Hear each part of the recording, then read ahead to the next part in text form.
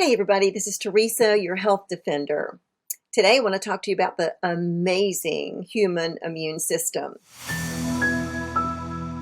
and how vaccines work, so you clearly know what's going on either way. So I'll begin with my disclaimer. The information and opinions presented here are for educational purposes only. They're not a substitute for professional medical prevention, diagnosis, or treatment. The information is not intended as medical advice, but rather a sharing of knowledge and information based on much research and experience. Only your healthcare provider, personal physician, or pharmacist can provide you with advice on what is safe and effective for your unique needs or diagnose your particular medical history. If you think you may be suffering from any medical condition, you should seek immediate medical attention. The audience, the reader, is encouraged to do their own research to decide for themselves the validity of any of the information found in this presentation and related links and anywhere else, really. So, thank you for joining us. Let's get started. There are two sides to our immune system, distinctly two sides. The first side is your cellular immunity. This is your first line of defense. This is when you cough and sneeze and push the bugs right out of your system to start with, hopefully. It also includes, of course, your cellular soldiers, your killer cells. They police the body constantly, and they detect, they engulf, and they digest invading viruses, bacteria, even allergens, and toxins and toxic chemicals. So you see the picture I've got here for you. You see the soldiers. This is the way I used to explain fevers to my children. You know, I'd say, Charlotte or Bryant, you're not feeling well, you've got a fever, but get this, that fever is coming from the soldiers in your body, getting mad and angry and really attacking all the bad stuff, all the bad bugs in your body. They're working hard for you. They're running and they're fighting to make you better, quicker. And that's why you're hot, because they're hot. They're running.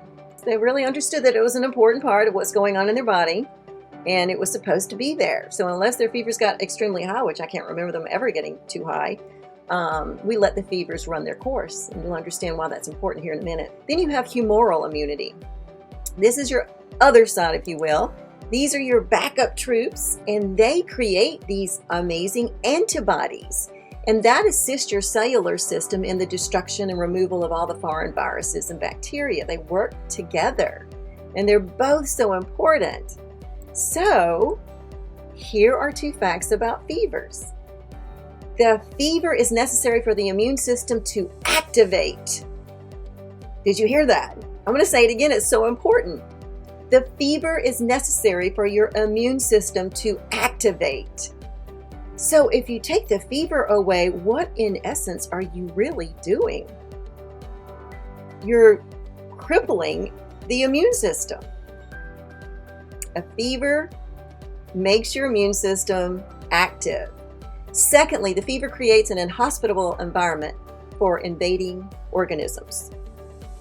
So you've got your cellular immunity, your humoral immunity working together. You've got a fever now, turning everything on full force. And if in that, again, as long as the fever's not extremely high, most doctors say 107 is really high, too high. But I've got another whole presentation on fever, so if you want to check that out, I highly recommend it. So the fever's going on, your immune system, the cellular, the humoral's going on, and you're creating an inhospitable environment for the invading organisms. And this is what happens. Mother Nature is amazing. So you've got these systems working together. You now have permanent memory. What does that mean? It means you have specific lifelong immunity against whatever illness it is you're fighting. Yes, so if it's a flu bug or if it's the measles, you experience it, have it as a child or even a flu bug that you have today as an adult. You'll never have that particular flu bug again. And you'll grow up never having the measles again. You can be in an epidemic of flu and measles. And those particular bugs that made you sick before will not affect you again. You have lifelong immunity. Non-specific immunity, we don't talk about that one as much, but it is so important.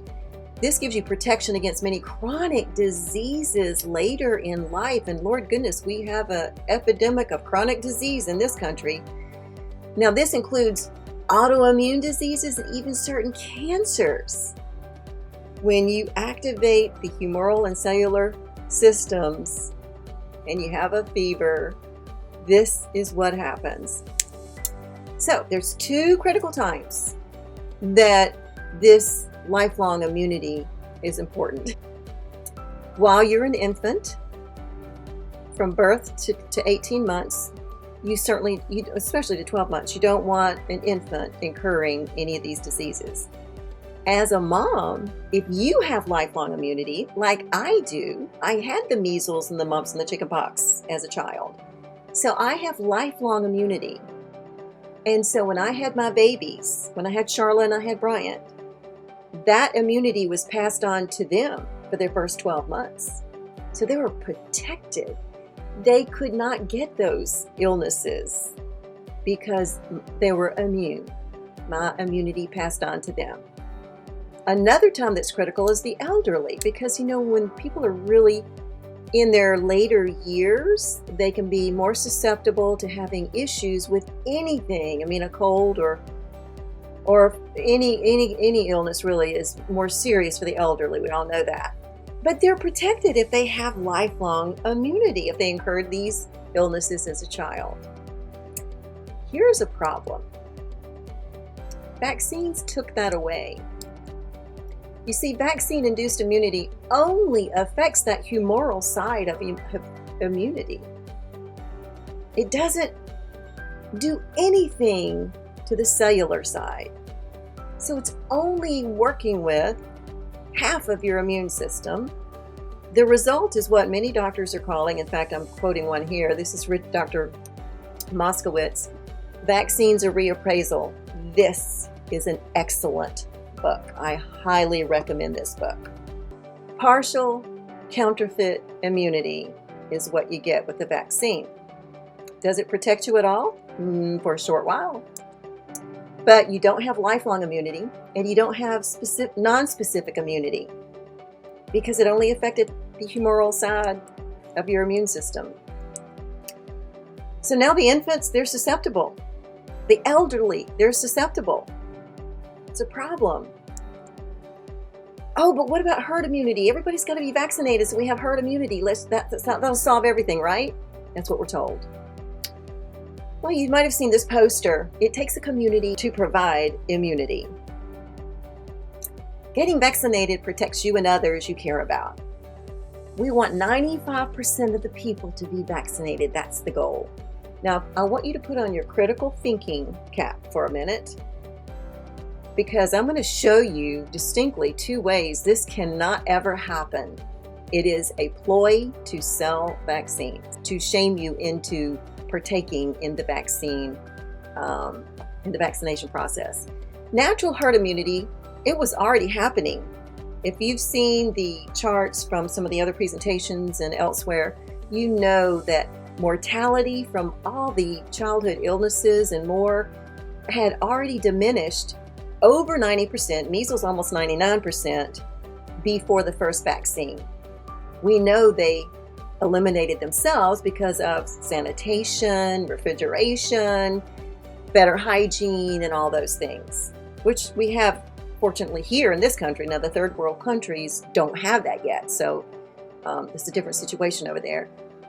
But natural herd immunity happened, some say, when as few as 50% had incurred the illness, say chickenpox, up to 80%. But the alleged vaccine-derived immunity, they're saying at least 95% have to be vaccinated to protect everybody. I'm going to show you why that's not going to ever work.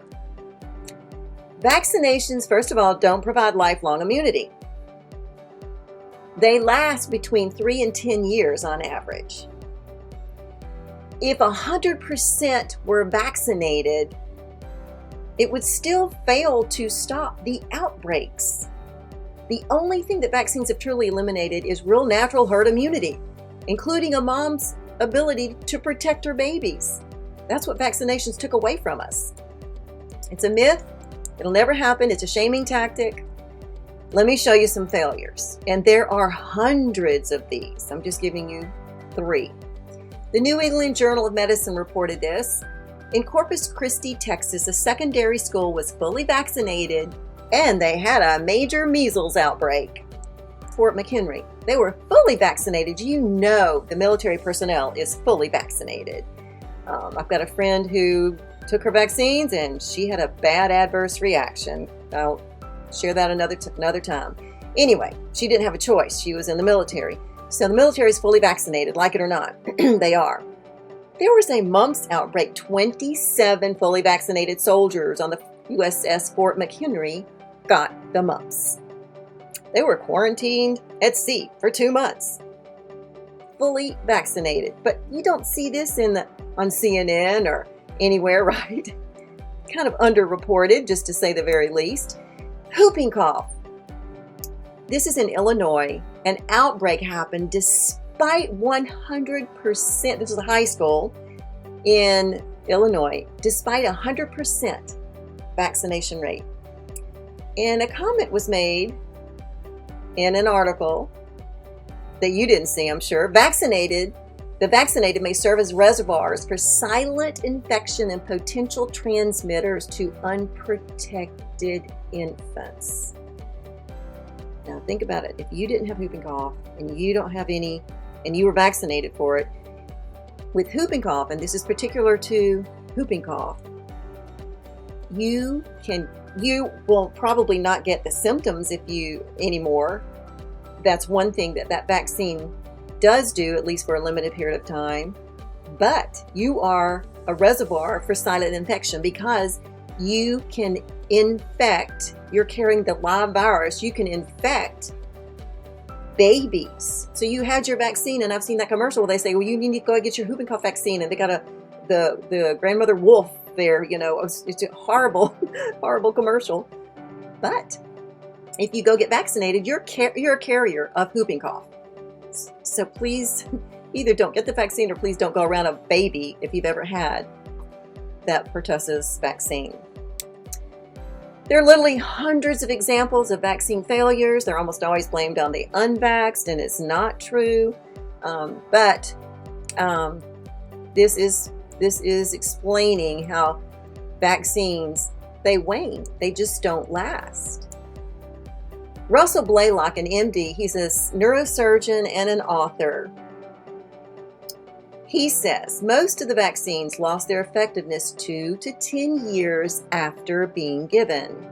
At least half of the population, that is the baby boomers, have had no vaccine-induced immunity against any of these diseases, have been vaccinated for which they had been vaccinated for early in life.